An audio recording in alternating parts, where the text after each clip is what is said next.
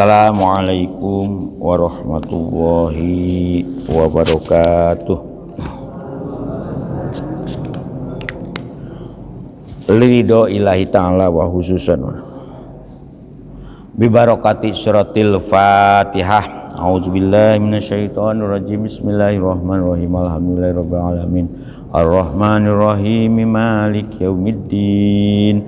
Iyyaka na'budu wa iyyaka nasta'in. Ihdinas siratal mustaqim. Shiratal ladzina an'amta 'alaihim ghairil maghdubi 'alaihim waladdallin. Amin.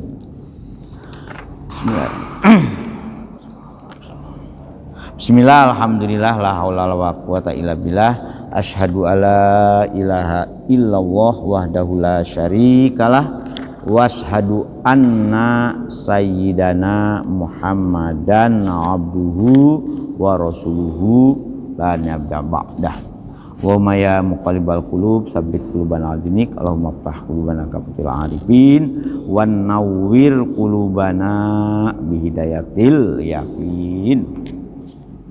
Alhamdulillah, para ibu, para bapak, kita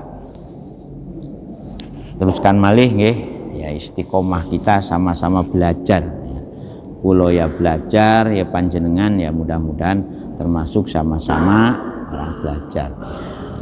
Minggu kemarin kita sudah sampai kepada ayat yas'alunaka anil ahillah. Yas'alunaka, yaitu yas'alu itu prediksi Gusti Allah dumateng Kanjeng Nabi, wahai Kanjeng Nabi Muhammad gitu ya. Suatu ketika para sahabatmu itu akan bertanya tentang apa? Anil ahillah. Ahillah itu kata jama, sama dari kata hilal. Hilal itu bulan sabit. Jadi bulan sabit pun menjadi istimewa ya bagi orang Arab saat itu. Wah, dan ini sebetulnya pertanyaan setengah ngetes kepada Kanjeng Nabi, apakah Rasul itu juga bisa menjelaskan kan tanda-tanda kebesaran Allah Subhanahu wa taala. Ahilah itu jam'u hilalin, lam tabdu daqiqatan. Jadi tidak tampak tidak pertelo ya. Yang kelihatan hanya sedikit ya, jadi bulan sabit kan tidak. Suma tajidu, kemudian berikutnya setelah tampak berangsur-angsur ya, tajidu hatta tamtali'a nuron kan itu. Kemudian berikutnya bulan sabit itu hari demi hari tampak dan juga memberi cahaya. Nah, itu bulan, dan bulan yang bisa niteni bulan itu yang itu kan para nelayan orangnya itu.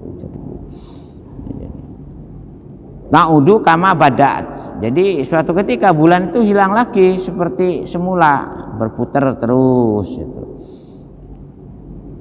Wala takunu lan ora ono apa si hilal iku ala halatin ing atase padha karo ala halatin wahidatin, padha karo tingkai siji kasam. Jadi tidak pernah bulat utuh gitu. Kasamsi kaya srengenge. Jadi baik bentuknya maupun pencahayaannya. Tapi suatu ketika memang bulan juga ada yang namanya bulan purnama dan bulan purnama. Kemudian setelah ada pertanyaan itu oleh Gusti Allah, jawabannya ya juga diberi ya. Jadi itu kerepean jawabannya itu. Jadi Gusti Allah ini luar biasa ya. Wema yang sudah sampaikan kemarin. Jadi nah ayat-ayat ini sebetulnya menunjukkan bahwa Gusti Allah itu sangat maha kuasa ya. Dan apa-apa yang sudah terjadi di muka bumi dengan segala isinya, dengan berbagai makhluknya itu berarti skenario-nya itu sudah ada. Apa yang terjadi di bumi itu bukan ujung-ujung ya, bukan ujub, semuanya skenario desainnya itu sudah ada. Jadi siapa jadi apa itu sudah punya itu ala syakilatih. Jadi setiap makhluk Gusti Allah itu ada itunya sendiri. Matahari secara istiqomah kula yaumin, ya kan, terbit mesti dari timur, terbenam ke barat. Nah, bulan juga begitu. Nah, kalau bulan ini kan awal bulan mesti dari mana dulu? Dari ufuk barat dulu kan kalau di kita makan. Kul, nah ini itunya itu kerepean dari Rasul Kanjeng Nabi itu dibeli kerepean oleh Gusti Allah. Kul moko jawabeh panjenengan wahai Kanjeng Nabi Muhammad lahum maring para sahabatmu sing takok itu. Kul hiya utawi hilal ahilah. Kenapa hiya? Yaitu ahilah jamak, karena jamak itu seperti yang saya katakan kemarin dihukumi seperti kalimat mu'annas. Jadi ada kalimat mu'annas dan kalimat hiya utawi ahilah iku mawakitu. Mawakitu jam'u dari kata mikot. Mawakit itu juga ada. Mikot itu awal memulai sesuatu, ya itu jam'u. Mawakitu iku piro-piro mikot. Kata mikot ini jam'u mikotin. Mawakit itu jam'u dari kata mikot. Kalau ahilah itu jamak dari kata hilal. Kalau mawakit itu jamak dari kata mikot. Nah, 8. Mawakit itu kangge sinten tanda tanah awal mulainya sesuatu. Tapi sesautunya di sini sesuatu hitungan tanggalan. Nah, jadi tanggalan itu mawakitu linnasi kedua menuso ayak lamuna tegese podo hale podo weruh hale podo weruh sopo sinas biha maring ananipun mawakit. Jadi berdasarkan adanya hilah maka manusia itu tahu tanggalan, tahu hitungan hari, tahu hitungan detik, tahu hitungan menit, hitungan jam, hitungan hari, minggu, bulan, tahun, windu, ya kan? Ada windu, ada lagi namanya abad. Nah itu. Ya lamuna pada weruh sapa sinas biha maring adane sababe hilal dan sehingga tahu adanya mikot. Weruh dumateng nopo? Apa yang diketahui oleh manusia itu?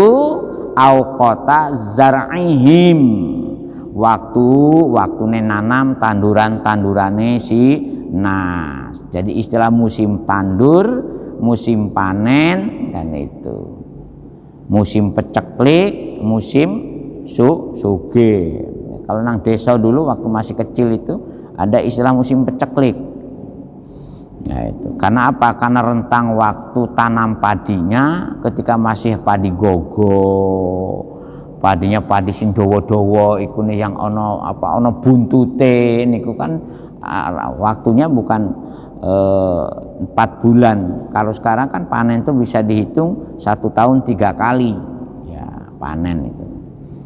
Nah, dengan teknologi dan berhasil kita merekayasa bibit ya, merekayasa bibit supaya cepat panen.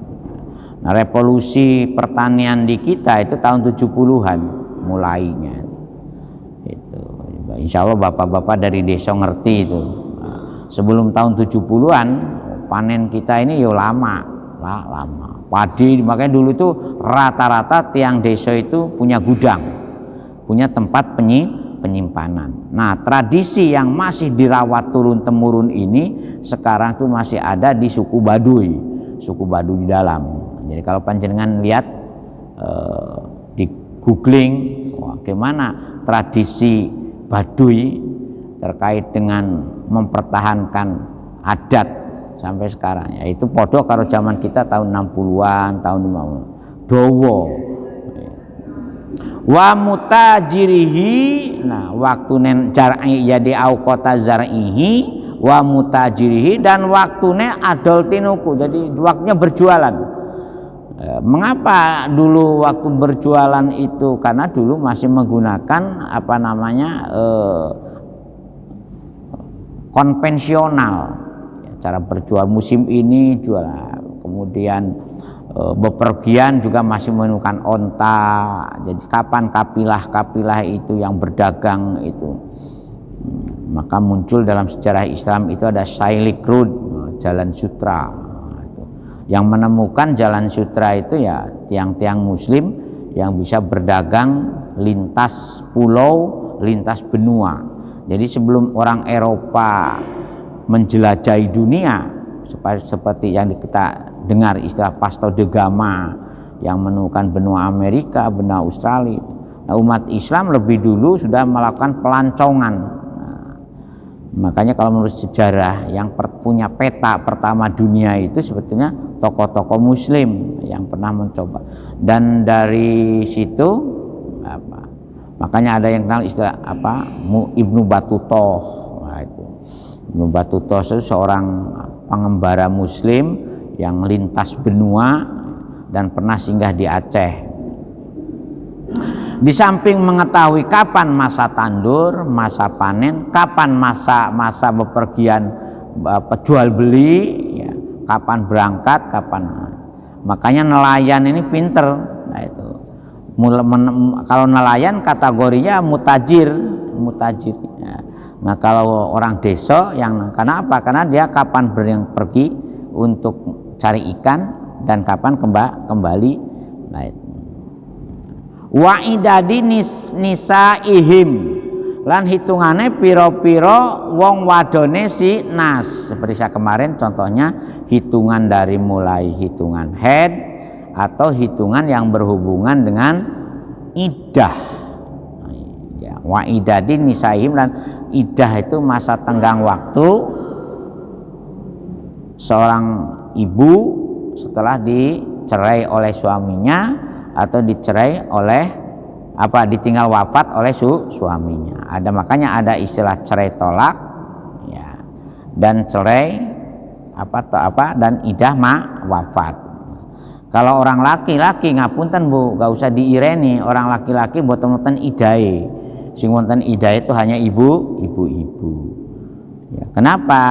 Karena memang perhitungan ibu-ibu itu kan ada kondisi-kondisi biologis orang perempuan yang membedakan dengan kondisi biologisnya bapak-bapak.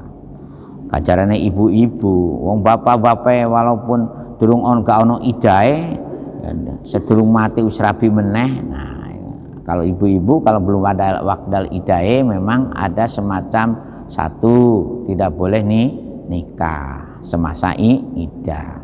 Nah, bagaimana aktivitas? Ya, kalau saya pernah ditanya oleh salah seorang anggota dewan perempuan, gimana? Iddah itu bukan membatasi orang perempuan untuk tidak beraktivitas sesuai dengan kewajibannya, tetapi itu hanya masa tenggang waktu untuk apakah sang ibu atau seorang wanita yang dalam masa iddah itu untuk mengukur bara'atur rahmi, apakah rahimnya itu betul-betul tidak ada benih-benih yang ditinggali oleh suami yang cerai atau oleh suaminya yang meninggal dunia. Makanya dalam Al-Quran itu iddah itu diatur oleh Gusti Allah supaya tidak sembrono hitung-hitungannya.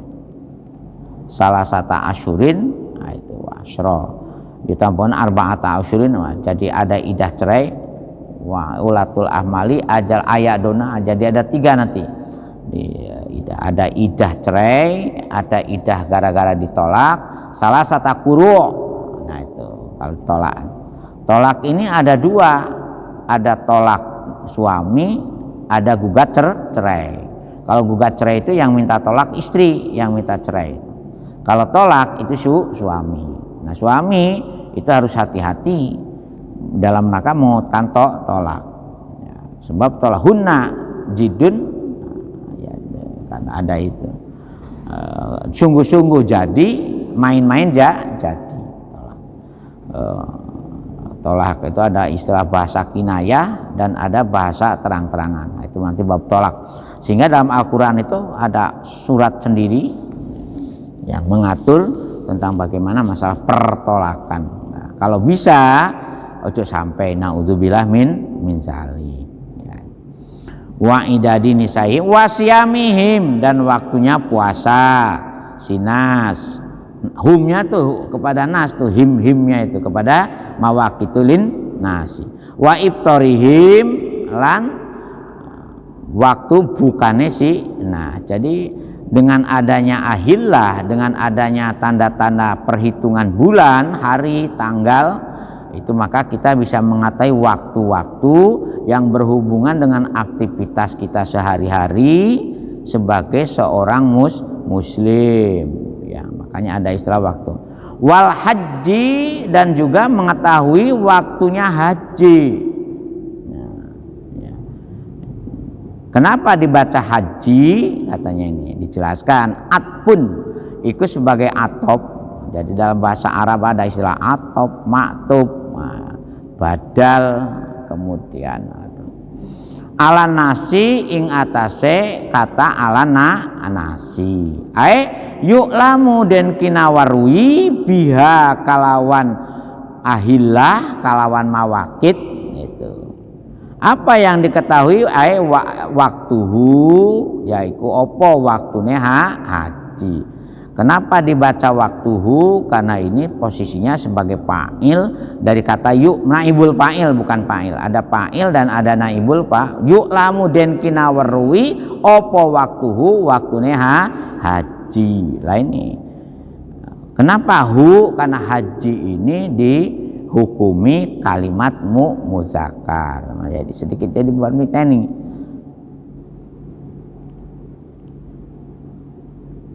Nah, oleh karena itu falaus tamarrat ala halatin lam yu'rabza dalika, seandainya tidak ada ketetapan-ketetapan yang berhubungan dengan tanda-tanda perubahan waktu, nah, lam yu'rab dalika, maka kita tidak akan mengetahui apa zalika ingkono mengkono mazkur kang yang sudah dijelaskan terkait dengan waktu-waktu perubahan kegiatan, perubahan aktivitas. Nah, jadi Al-Qur'an ini juga makanya dengan adanya ayat ini maka muncullah namanya ilmu falak. Nah, ilmu perhitungan tanda-tanda perubahan alam. Nah, jadi dengan ilmu falak itu bisa diketahui, bukan palak, falak. Kalau falak ini ngoten nggih, itu kaitannya dengan masalah. Jadi Rasulullah itu diberi bocoran jawaban. Nah, ada orang usil, mengapa ada bulan sabit, dari bulan itu mulai kecil kemudian berubah jadi besar, kemudian menampakkan cahaya, sehingga dengan bulan itu adanya tanda bulan. Makanya ada istilah perhitungan syamsiah dan perhitungan komariah. Nah, umat Islam menghitung harinya itu dengan penghitungan komariah. Makanya umat Islam ini tidak ada tanggalannya yang 31 hari. Yang ada itu 29 atau 30. Sementara Mas Syamsiah ada yang 28, ada yang 29, ada yang 30 dan ada yang 31. Makanya yang Syamsiah itu dihitung menjadi tahun Masehi, ya. Sehingga satu tahun itu berapa? Jumlahnya 365 hari. Nah, kalau umat Islam satu tahunnya itu 360. Makanya hitungan Hijriyah dengan hitungan Masihiyah itu lebih banyak hitungan Hijriyah. Karena apa? Karena selisihnya beda 5 hari.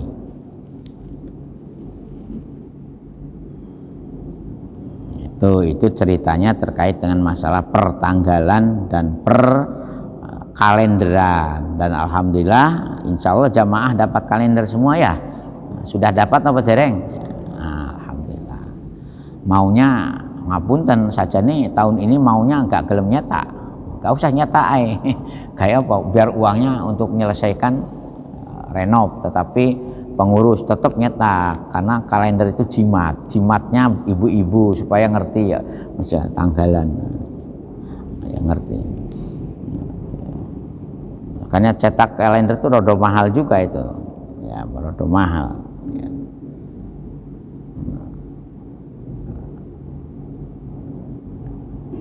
Kalender, karena tahun yang lalu ada error, tahun yang lalu tuh karena ada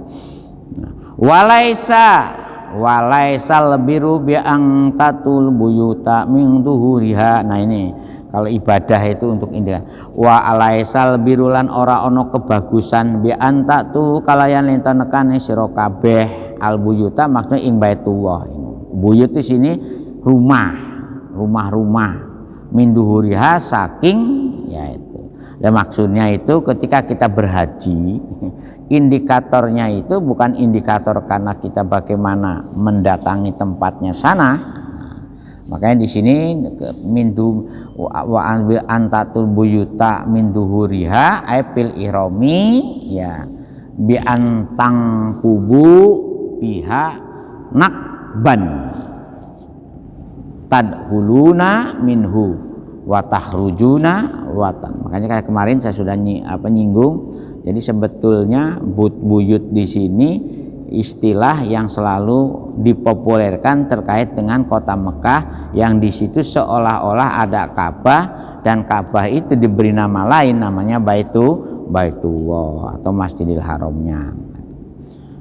Walaisal birulan ora ono kebagusan, dengan apa kita tidak dianggap. Jadi kebagusan yang kita praktekkan di dalam beribadah ini bukan kepada masalah-masalah yang bersifat simboliknya, nyotone ya, pertelone ya, simbolik dari praktek-praktek ibadah itu. Tetapi walakinnal birra, tetap balik, akan tetapi yang disebut dengan kebaikan itu manit taqa, ya ini garis jenengan.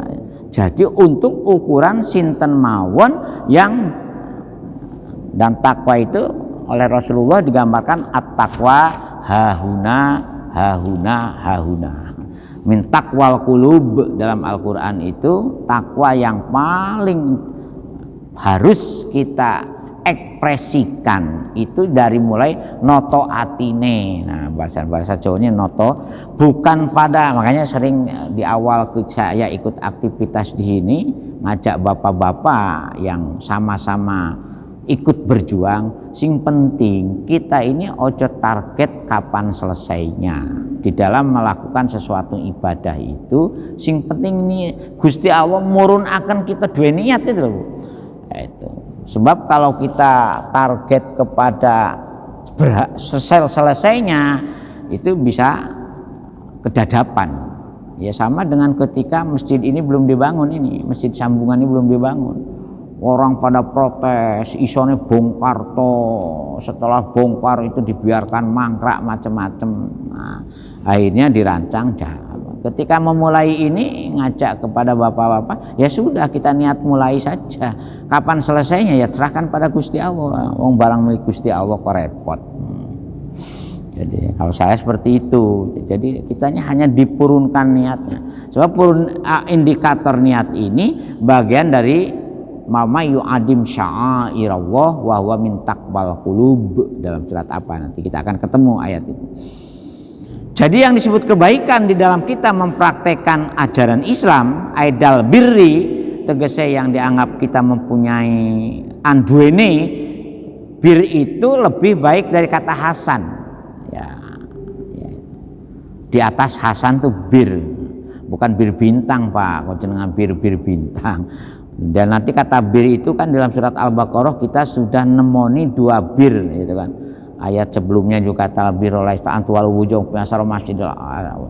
Sebelum ayat pawali wajhaka syatrul masjidil haram itu rangkaian ayat itu juga ada kata birnya. Ini juga kaitannya dengan ibadah haji. Nah, makanya kenapa ini simbolik diungkapkan seperti ini? Karena rata-rata ya orang yang ibadah haji ini unsur gengsi dan unsur riyaknya itu ono. Makanya ayat tentang haji itu ada ya satu ayat ini, yang kedua ayat walillahi 'alan nasi hijjul baiti man istata'a ilaihi sabila. Walillahi, untuk bisa walillahi itu angel, angel. Nah, itu. Makanya yang namanya haji mabrur itu ya bahkan zaman para ulama dulu sekitar abad ketiga, ya, abad ketiga Hijriah, ada cerita unik, unik. Ada orang jauh, ada yang mengatakan di daerah Syam, ada yang mengatakan daerah Irak. Ada seorang yang ingin haji, ya, dan dia sudah komplit perbekalannya. Kalau dulu perbekalannya itu ya harus betul-betul, ya, karena ibu-ibu ada yang hajinya sebelum tahun 74 di sini. Mengapa saya katakan sebelum tahun 74? Karena sebelum tahun 74 rata-rata jamaah haji dari Indonesia itu naik kapal laut. Dan waktunya berapa bulan? 6 bulan. Sehingga bekalnya itu mesti peti, ya. Peti itu. Bahkan namanya itu sakarah, peti yang biasa digunakan. Saya kebetulan menangi itu ngantar Mbah Haji tahun 68, ya, haji kecil belum SD. Nah, itu pelabuhan kapal besar. Nah, jenengan bisa ini sekarang bisa dilihat di Google bagaimana jamaah haji Indonesia tahun 50-an, tahun 60-an atau zaman penjajahan Belanda dulu. Nah, itu orang sak desa itu datang semua. Nah, iya. Sama dengan kita sekarang, kalau ada orang mau berangkat haji diparani semua, ya kan? Ya, ada sinyangoni. Jadi alhamdulillah juga saya sebelum haji itu banyak juga yang datang. Ya, ada yang titip ya untuk jalan-jalan di sana. Jadi ada berat memang haji itu. Makanya ketika di awal surat surat Al-Baqarah, haji ini memang pelik. Nah, cerita ini terus. Nah, ketika si calon jemaah haji itu berangkat dari desanya. Nah, karena dulu masih menggunakan tunggangannya unta, ya itu, dan sekarang kan lumayan tidak ada lagi haji kapal laut, yang ada hanya kapal udara. Unta, tahu-tahu dalam perjalanan itu dia yang ditemui itu adalah orang-orang miskin di desa itu. Desa yang kelewatan mau berangkat hajinya itu. Orang miskin, orang kelaparan, macam-macam. Sehingga bekal hajinya yang untuk di sana di Mekah itu akhirnya dibagikan habis. Akhirnya si bapak ini tidak jadi berangkat haji. Nah, kemudian ada seorang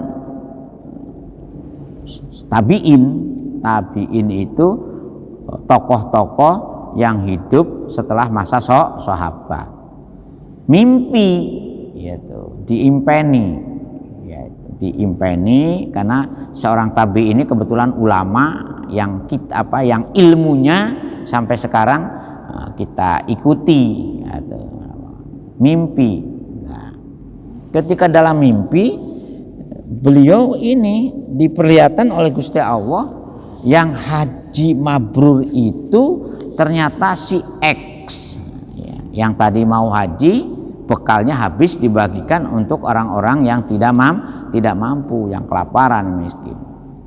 Nah, kemudian tanya, kok aneh, setahun ini hanya satu orang yang mabrur diimpeni. Siapa? Ditanyakan. Ternyata diberitahu rupa orangnya jelas.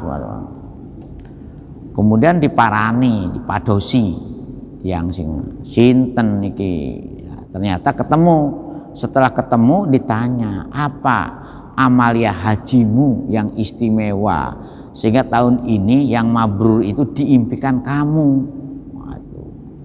Loh, kaget. si calon haji yang tidak jadi berangkat tadi. Lho kula niki boten cios budal. Karena apa? Karena bekal yang saya gunakan untuk haji habis dibagi. Nah, akhirnya ini penasaran, loh terus awamu kok iso? Nah, jadi ternyata mohon maaf, ini bukan berarti ngendoni bapak dan ibu yang kepingin berangkat haji, ya monggo kalau memang sudah ya, kalau semua umroh. Cuman saya merekomendasikan kalau bisa hajikan wajibnya 1 kali, wajib cukup 1 kali. Umroh juga begitu. Juga wajib umroh itu hanya 1 kali. Kalau bisa gunakanlah dana itu untuk investasi akhirat yang lebih istimewa daripada ibadah haji. Kalau sudah, nah kalau belum ya monggo. Nah, kalau belum, ya karena memang ada ini. Jadi saya merasakan mengapa kalau orang sudah haji itu punya kepingin lagi, karena memang ada semacam godaan ketertarikan spiritual yang tidak bisa disamakan kita melaksanakan sholat di antara Masjidil Haram dan di luar Masjidil Haram. Kita sholat di sekitar Ka'bah, apalagi sampai bisa masuk ke namanya apa? Ada Hijri Ismail, itu ada apa dan segalanya itu. Sama dengan di Madinah juga begitu. Kita tidak akan pernah merasakan sesuatu yang semacam semacam maziyah ya. Kalau kita bisa sholat di Raudhah. Jadi memang ada godaan.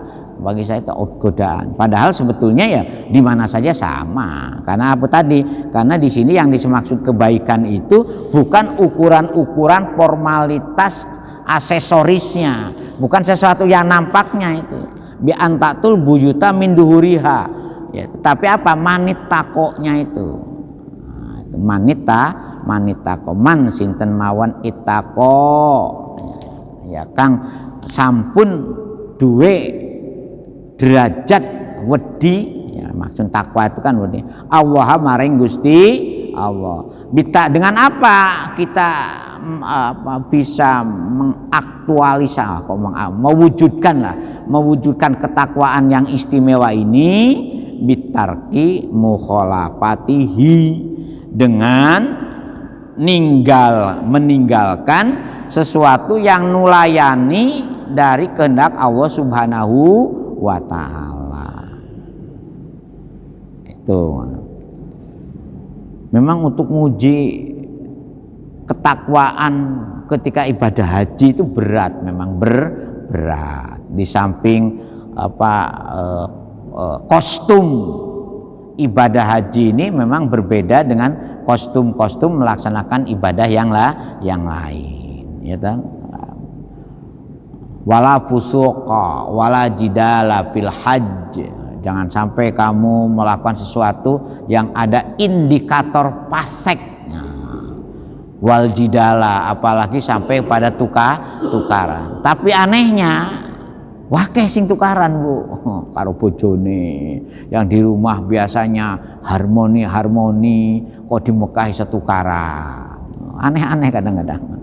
Yang sebelum berangkat dia selalu diistimewakan karena posisi dan status sosialnya, tahu-tahu di Mekah dikuyo-kuyo. Ada ya, kebetulan ya satu kalau ada diusir sana diusir sini sampai dia tidak kumanan tempat waktu di Mina itu.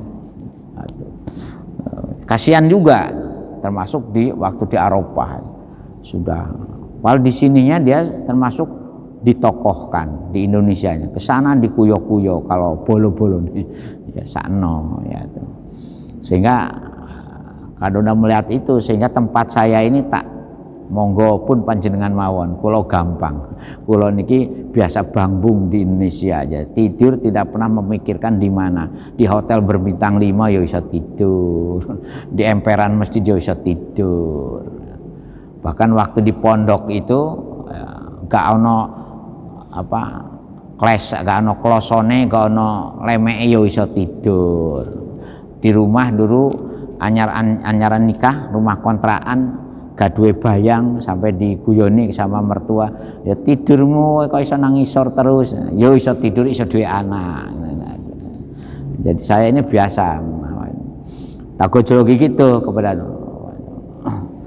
jadi memang ada kejadian yang aneh-aneh. Nah, kadang-kadang si ngangeni ada bolak-balik kok iso blung maneh pas nyiumi Hajar Aswad lagi puter nyiumi Hajar aja. Jadi ono juga, jadi ada ngangeni, ada memang ada blessing yang kadang-kadang ngangeni. Waktu buyuta lan nekani sira kabeh al buyuta ing pira-pira omah. Maksudnya di sini sama bae. Min abwabiha, saking pira-pira lawang, babun zamannya abwab. Ya. Ha ing pira lawange kan. Makanya Masjidil Haram itu kan ada babul Nabi, ada berapa pintu? Ada babu Mal Suudi. Bil ihrami ing dalika nalinane ing dalam sirop waktu ihram. Kagoirihi kaya liyane waktu. Jadi ketika kita mau masuk kota Mekah ini mah ada. Datanglah dari bagai penjuru, itu sama saja. Jadi jangan sampai wattaku lan bediyo sira kabeh Allah marang Gusti Allah la'alakum. Jadi yang diibadah itu ternyata substansinya ini bagaimana kita noto atinya, bukan pada bagaimana simbolisasinya. Wah, kalau bahasa kerennya itu. Makanya kalau menurut orang-orang yang pikirannya biasa ngutak-ngatik maktu, dalam posisi sebagai seorang muslim itu kita harus tahu mana yang esensi dan mana yang aksesori. Dalam teori ilmu fikih itu ada yang istilah al-aslu dan al-furu. Nah itu. Makanya kalau kita beribadah jangan hanya mempermasalahkan yang furu. Nah, tapi kita harus kembali kepada yang aslinya seperti apa, yang substansinya apa. Yaitu ceritane ngoten. Itu kalau orang-orang yang biasa. Makanya ada perguruan tinggi agama, akhirnya sing diomong ini kados ngoten niku, ono istilah substansi, ada yang esensi, ada esen. Oh, ada kan. Dalam ada wattaku lan wedya sira kabeh Allah marang Gusti Allah la'alakum menawa sira kabeh iku tuprihuna dadis tiang-tiang ingkang bejo. Falah itu bejo. Makanya kalau bir mesti bejo itunya itu. Tafuzuna tegese dadi tiang-tiang ingkang padha bejo oleh ganjaran.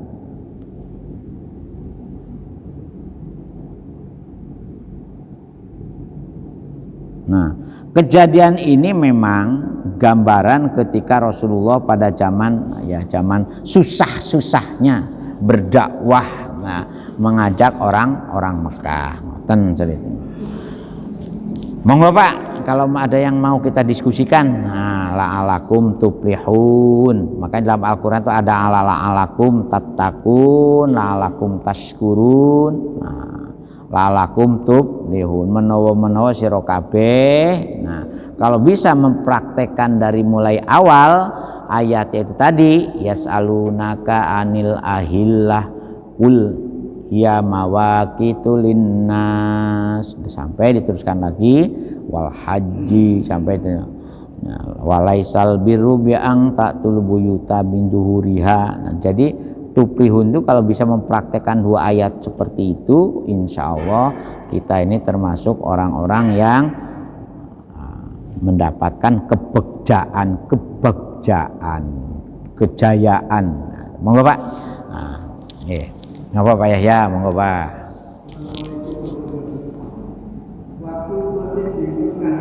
Nggih.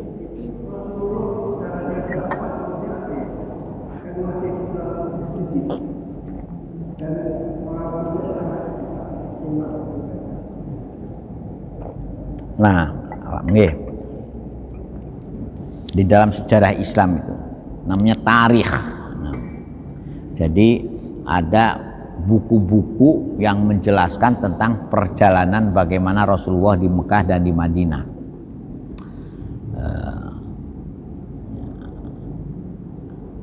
Ya makanya kadang-kadang saya kepingin juga ya, mudah-mudahan ini jadi mimpi-mimpi untuk pengembangan kelembagaan di Kebonsari ini, di Yayasan Darul Hikmah ini.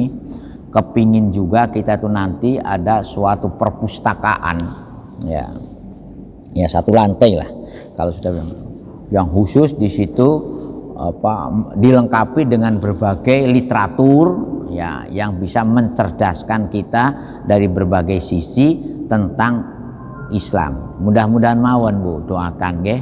Jadi nanti saya meninggal dunia itu nanti di sini sudah ada perpustakaannya yang cukup ini lengkap. Nah, sebab ada pondoknya yang sudah bisa berdiri lagi seperti apa. Ya masjidnya kita rintis, kita perbaiki secara bertahap ya. Mudah-mudahan ini renovasi paling tidak 50 tahun yang akan datang kita tidak mikir renovasi lagi. Nah, mengapa saya menjawab itu dulu Abah Yahya? Karena perjuangan Rasulullah di Mekah itu pertama memang sembunyi-sembunyi selama kurang lebih 3,5 tahun. Nah, jadi yang diajak itu ya istrinya, sehingga sekarang kan viral juga itu. Jadi Khadijah sebelum diislamkan oleh Rasulullah agamanya itu sudah Kristen. Sebab ketika Rasulullah mendapat isyarat beliau mau diangkat jadi nabi dulu Pak. Ternyata Khadijah ngajak Rasulullah datang ke seorang pendeta namanya Buhairo. Nah, selama 3,5 tahun berselimut. Nah, nanti kan ada ayat yang akan kita di belakang. Kemudian turunlah ayat pasda bima tu'maru wa a'rid anil musyrikin. Kanjeng Nabi, saniki awakmu gak boleh selalu bersembunyi. Tampakkanlah bahwa panjenengan itu, kata Jibril, ditugasi oleh Gusti Allah secara terang-terangan untuk merubah keyakinan orang Arab. Akhirnya beliau menampakkan diri untuk berjuang sebagai dakwah. Pertamanya memang ngajaknya itu one by one, dari seorang ke orang. Tidak pernah melakukan momen-momen ngumpulkan orang banyak, tidak, yang dakwai. Nah, lama kelamaan tercium oleh pembesar-pembesar kafir Mekah itu, wah ini ada orang baru ini. Ya, walaupun yang mengatakan ada orang baru itu ya pamannya sendiri, Abu Jahal, Abu Lahab itu. Wah ini mengajarkan sesuatu yang beda. Nah, itu. Makanya dari situlah mulai ada perlawanan, permusuhan, bahkan sampai pengusiran. Rasul di Mekah itu kurang lebih 13 tahun masanya itu. Nah, yang pertama apa yang ditanamkan? Masalah tauhid, Pak. Masalah ani'budullaha wajtanibut taghut, kan ada ayat nanti itu. Nah, pas ayat itu nanti tak jelaskan rodowo. Ani'budullaha wajtanibut taghut. Tugasnya Rasul itu untuk menunjukkan siapa Allah yang perlu kita sembah dan siapa yang harus dijauhi, yang namanya taghut. Itu Pak ceritanya. Nah, suka duka dan dinamikanya luar biasa. Dicaci maki, dihina, dianggap orang gila. Al-Quran itu dianggap bacaan dan seperti banyak surat ya sihir, kan itu. Karena memang ketika dalam kondisi-kondisi terjepit, karena sebagaimana yang sudah kita ketahui, para nabi dan rasul itu dibekali juga namanya mukjizat, sesuatu kejadian sebagai upaya untuk menunjukkan keistimewaan dan mempunyai daya pelemah kepadamu, yaitu itu cara aja. Nah, apakah syariat sudah mulai diperintahkan? Belum. Ya, kayak sholat juga, nanti sholat itu kalau menurut sejarahnya ya tahun ke-9. Puasa, apalagi haji. Haji itu baru ada perintahnya itu setelah Rasulullah di Madinah.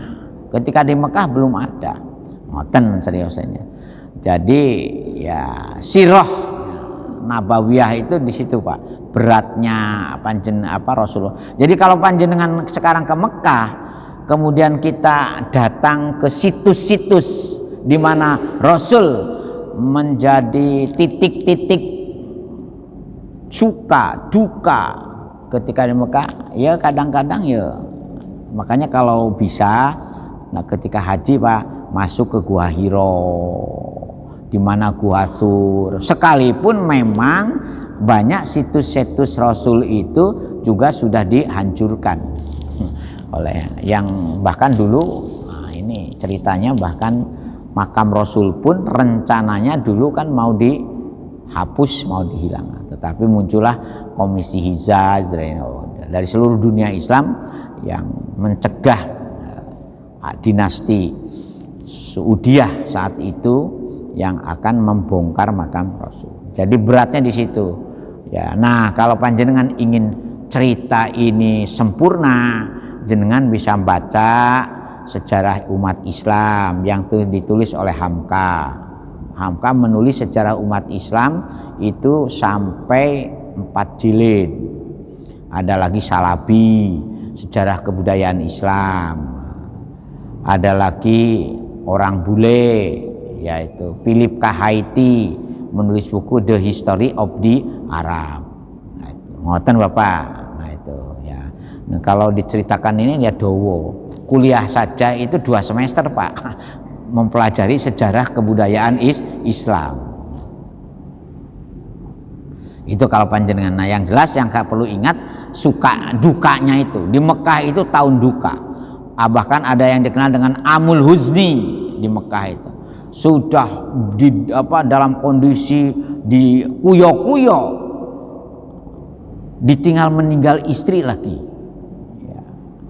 Ditinggal meninggal pamannya lagi yang setia membela, Abu Thalib itu, ayahnya Ali bin Abi Thalib. Nah, maka dikenal dengan tahun Amul Huzni. Di samping ditinggal orang dekat yang membela perjuangan dan membantu perjuangan, tahu-tahu diusir lagi. Jadi Rasulullah itu hijrah itu 2 kali Pak. Pertama di Syi'ib. Ya, di Syi'ib itu bahkan diblokade. Diblokade itu ya diboikot. Tidak ada suplai bahan makanan, tidak. Bahkan Rasulullah sampai diceritakan madarannya itu sampai diganjel watu untuk menunjukkan karena selama 40 hari 40 malam Rasulullah tidak makan apa-apa. Nah, maka muncullah istilah wisol, puasa yang tidak makan atau pati geni, ya pernah juga diperagakan Rasul. Nah itu ketika saking apanya, saking beratnya menghadapi tantangan berdakwah di kota Mekah. Belum lagi yang akan membunuh dan segalanya.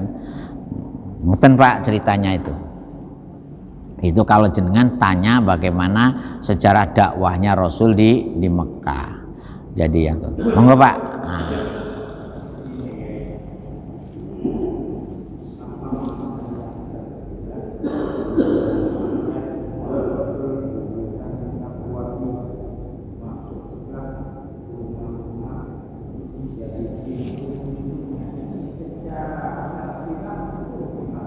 Jadi begini, dulu Rasulullah itu ketika ketika berjuangnya ini belum ada Fathul Makkah, itu kan ini sekali nggak boleh sebetulnya Rasulullah sholat di Masjidil Haram itu, diboikot, bukan diboikot ya, digembok lah bahasa. Karena apa? Karena menganggap bahwa Masjidil Haram Ka'bah itu bukan miliknya Rasulullah. tapi miliknya pembesar-pembesar Arab yang waktu itu di situ sudah jadikan tempat sesembahan.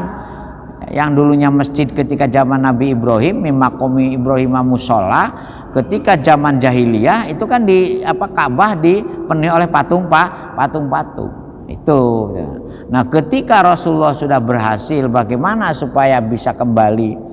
Bahkan ketika awal Islam kan Rasulullah sendiri sholatnya juga tidak menghadap Ka'bah kan, menghadap Baitul Maqdis. Baru turun ayat pawali wajhaka masjidil haram.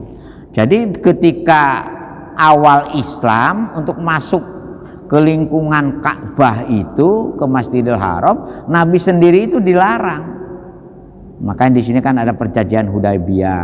Lama sudah kan sallallahu alaihi wasallam anil baiti ama Hudaybiyati wa solahal kufaro ala ayaudal amal qabilah. Itu penjelasan tafsirnya kan di bawah kan berarti. Jadi artinya ini ngapunten ya, guyonan saya jangan diam. Artinya rebutan masjid, bahasa yang lebih kerennya itu dari dulu itu sudah ada. Bukan hanya sekarang, sampai kemarin saya ini juga sedikit ini istilahnya negur orang yang rebutan masjid di daerah Surabaya juga. Jadi bahkan sudah masuk ke pengadilan di daerah Kepetemon. Jadi karena sulitnya Rasulullah untuk masuk ke kota Mekah, tujuannya yaitu sholat di Masjidil Haram, maka langkah awalnya ketika ingin bagaimana itu ada perjanjian Hudaybiyah, perjanjian yang awal Nabi bagaimana melakukan kompromi dengan orang-orang yang selalu memusuhi dan selalu ngajak perang. Makanya Hudaybiyah ini sekarang itu bisa jadikan mikot umroh juga kan. Ya, kalau jenengan mau mau ihram ya umroh itu kan ada Hudaybiyah, ada Ji'rona, ada satu lagi apa? Tan'im. Jadi, Tan'im. Dengan ketika Mekah ketiga-tiganya jadikan ngoten Pak nggih, itunya di situ.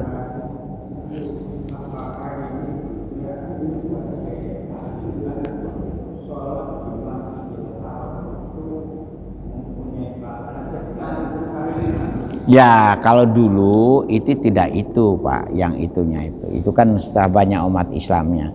Kalau dulu itu karena apa? Karena bencinya kafir Mekah kepada Rasulullah, memusuhinya orang-orang kafir Mekah kepada Rasulullah, bukan karena banyaknya anak baru setelah banyak orang yang beriman. Rasulullah membuat ini semacam membuat pernyataan-pernyataan untuk mau berdatangan sholat di Masjidil Haram dengan pelipat gandaan perbedaan antara sholat di Masjidil Haram dengan di luar Masjidil Haram.